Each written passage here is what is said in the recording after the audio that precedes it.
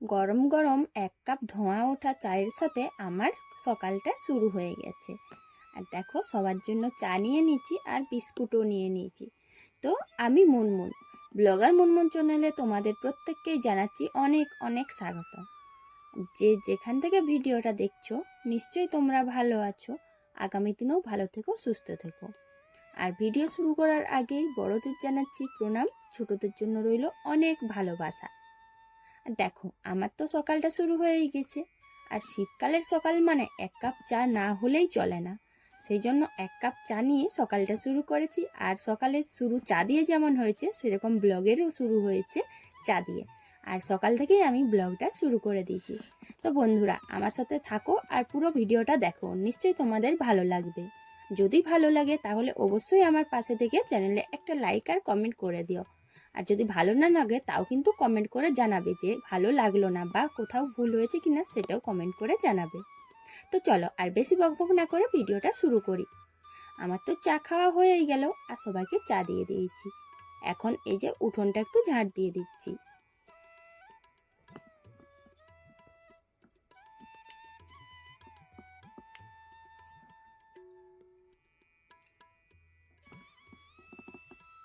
আজ একটু দেরি করেই উঠেছি, যার জন্য দেখো রোদ উঠে গেছে। উঠোনে ঝাড় দিচ্ছি আর দেখছি রোদ চলে এসেছে। এমনিতেও এখন শীতের শেষের দিকে, আর এবছর শীতটা একটু তাড়াতাড়ি শেষ হবে যেটা মনে হচ্ছে, সেই জন্য রোদটাও খুব তাড়াতাড়ি উঠে গিয়েছে।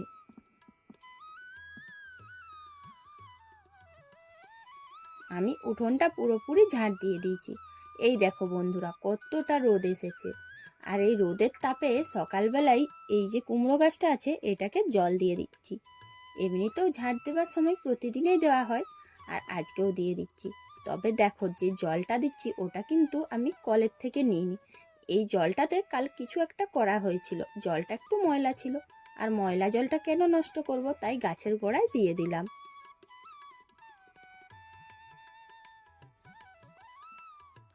এখন বাড়ির ভেতর ঝাড় দেওয়া হয়ে গেছে, আর টুকটাক যে কাজগুলো ছিল সব করা হয়ে গেছে। আর আজকে তোমাদের সাথে শেয়ার করতে পারলাম না মাটির উনুনটাই গোবর লেপা, কারণ কালকে থেকে দিয়ে রেখেছিলাম, আর সেই কারণে আজকে সকালে আর দিলাম না। তো কাঁচা ধোয়া অনেকগুলো করেছি। আর সেই কাঁচা ধোয়ার মধ্যে দুটো জামা ছিল, মানে দুটো শার্ট ছিল তোমাদের দাদার। তো সেই শার্টগুলো যেহেতু মার দিয়ে আয়রন করতে হয়, সেই কারণে আমি মার দিয়ে দিচ্ছি। আর জানো তো বন্ধুরা, ওই শার্টগুলো যদি আমি মার দেওয়ার জন্য আয়রন করার জন্য লোককে দিই, তাহলে প্রত্যেকটার পেছনে 20 টাকা করে খরচ হবে। সেই কারণেই ওই খরচটা বাঁচানোর জন্যই আমি এই পদ্ধতিটা অবলম্বন করি। দোকানে যে 4 টাকা বা 5 টাকা দিয়ে মারগুলো কিনতে পাওয়া যায়, যেহেতু এটা শার্টের ব্যাপার তাই অল্প মার হলেই চলে যায়। সেই জন্য এই 5 টাকার মারগুলোই শার্টগুলো কিছুক্ষণ ভিজিয়ে রাখি। আর দেখবে বাড়িতে আয়রন করে দেবে, খুব হালকা মার থাকে, তাই আয়রন করতেও অসুবিধে হবে না।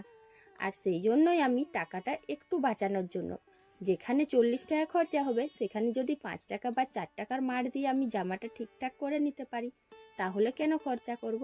তাই যখনই আমি মার দিই, শাড়ি ছাড়া বাকি সমস্ত কিছু আমি এই মার দিয়েই চালিয়ে দিই, আর বাড়িতে একটু আয়রন করে নিই। এখন ওই দুটো জামা মারের জলের মধ্যে ভিজিয়ে রাখলাম। তবে এটাও খেয়াল রাখতে হয় যে কিছুক্ষণ ভিজিয়ে রাখতে হবে, না হলে একটুও কাজ দেবে না। ওগুলো ভিজিয়ে চলে এলাম লঙ্কাগুলো রোদে দিতে। আর দেখো তোমরা কত বড় বড় লঙ্কা। হ্যাঁ, এই লঙ্কাগুলো কিন্তু আমাদের গাছের না, এগুলো কাকিমাদের গাছে হয়েছে আর আমাদেরকে দিয়েছে। তো কিছু লঙ্কা খাবার জন্য রেখেছি, আর কিছু লঙ্কা রোদে দিয়ে দিলাম। এইগুলো বীজ করব। আর এই বীজ থেকে প্রচুর গাছ হবে, আর এক একটা লঙ্কা জানো তো কি ঝাল।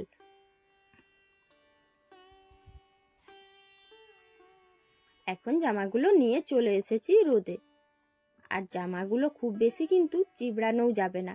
খুব বেশি যদি চিবড়ে দিই তাহলে কীরকম একটা ভাঁজ ভাঁজ হয়ে যাবে। সেই জন্য অল্প একটু জল ঝরিয়ে জামাগুলো আমি মিলে দিচ্ছি।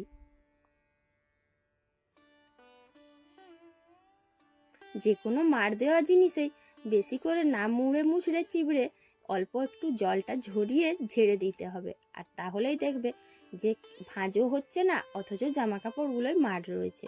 এতে করে জামাগুলো অনেক ঠিকঠাক থাকে, বিশেষ করে শার্টের ক্ষেত্রে তো একদমই মোড়া চলে না।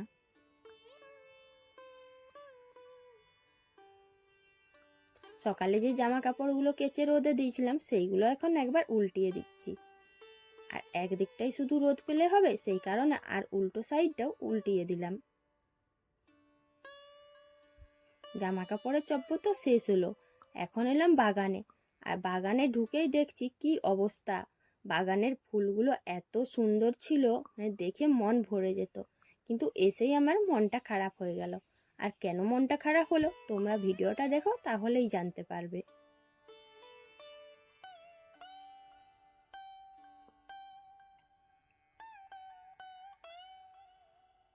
গাছগুলোয় একটু একটু করে জল দিয়ে দিচ্ছি। আমি হাতে করেই জল দিয়ে দেব, আজ আর মগটা আনা হয়নি। আর হাতে করে দিলে একটা জিনিস খুব ভালো হয়, কি বলো তো বন্ধুরা, ফুলের ওপর থেকে দেওয়া হয়। ফুলের ওপর পাতার ওপর জল দিলে ওগুলো তো শুকনো থাকে, তাহলে যেই জল পেয়ে যায় কি সুন্দর দেখতে লাগে, পুরো যেন সতেজ হয়ে ওঠে। আর আমি বেশিরভাগ সময় গোড়াতে জল দিলেও গাছের ওপর থেকেও জল দিই, জানি না কেন এটা কিন্তু আমার খুব ভালো লাগে। আর এই নিয়মটা সব থেকে বেশি পালন করি। এই রকম করলে গাছের ফুলগুলো যেমন দেখতে সুন্দর হয়, আর গাছের ফুলের ওপরে কিছু থাকলেও কিন্তু জলের জন্য ঝরে পড়ে যায়। এইদিকে দেখো, এই দুটো ফুলের অবস্থা, দুটো বলা ভুল হবে, একটা ফুল, মানে কি যে হয়েছে এই গাছের ফুলগুলো। মানে এই গাছটাতে যতগুলো ফুল ফুটেছে এইরকম, মানে অর্ধেকটা যেন কেউ খেয়ে নিয়েছে। আবার ফুলের মধ্যেও কিছু দেখা যাচ্ছে না, মানে কখন যে কে এসে খেয়ে নিচ্ছে। তো ফুলগুলো দেখে বোঝা গেল যে পোকাতেই খেয়েছে। দেখো বন্ধুরা, ওইগুলো তো খেয়েই ছিল, আর এইগুলো খুব সুন্দর ছিল, এই গাছটাতে মনে হয় পোকা লাগেনি। কিন্তু আজকে এসে করে দেখলাম না, এই গাছের ফুলগুলোতেও পোকা লেগে গিয়েছে, আর পাপড়িগুলো কেমন অর্ধেকটা অর্ধেকটা খেয়ে নিয়েছে। এত বড় ফুলটা, অথচ পাপড়িগুলো একটু একটু করে কামড়ে কামড়ে খেয়েছে, কত বাজে দেখতে লাগছে। আর এই যে যে ফুলটা ফুটবে, এটা তো এখনো ফুটেনি, তার আগেই খেয়ে নিয়েছে। সত্যি ভাবা যায়, মানে পোকাগুলোর জন্য আমার ফুল গাছের ফুলগুলো সৌন্দর্যটাই শেষ হয়ে গেল। আর ডালিয়া ফুল এমনিতেও দেখতে খুব সুন্দর লাগে, কত বড় ফুলগুলো।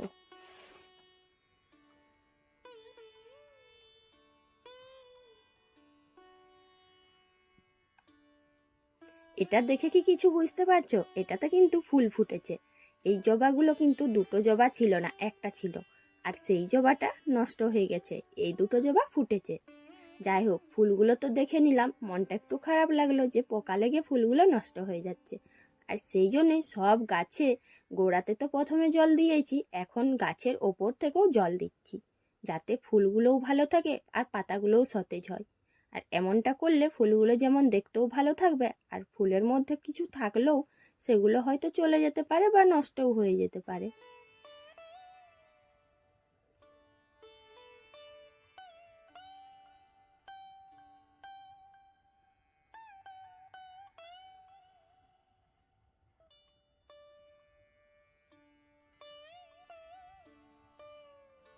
আমার সামনে দেখো চন্দ্রমল্লিকা, এই যে চন্দ্রমল্লিকা ফুলটাতে, মানে গাছটাতে অনেকগুলো চন্দ্রমল্লিকা ফুটেছে, আর এই গাছটাতেও কিন্তু পোকা খেয়েছে। কিছু কিছু চন্দ্রমল্লিকা দেখলাম অনেক ছোট হয়েছে, এগুলো ছোট হয়নি, এগুলো পোকা খেয়ে নিয়েছে। সেই জন্য গাছটা খুব ভালো করে দেখাশোনা করে একটু জল দিয়ে দিয়েছি। আর মনে হচ্ছে এরপর থেকে আর কিছুই হবে না, মনে হয় ফুলগুলো ভালোই হবে। তো দেখা যাক আগামী দিনে কি হয়, একটু তো চেষ্টা করাই যেতে পারে যাতে ফুলগুলো ঠিকঠাক থাকে। এখন যতটুকু জল বেড়েছিল এই লঙ্কা গাছগুলোই দিয়ে দিলাম। বাড়ি এসে এটা করছি, এটা কি বলতো বন্ধুরা, রাত্রির খাবার।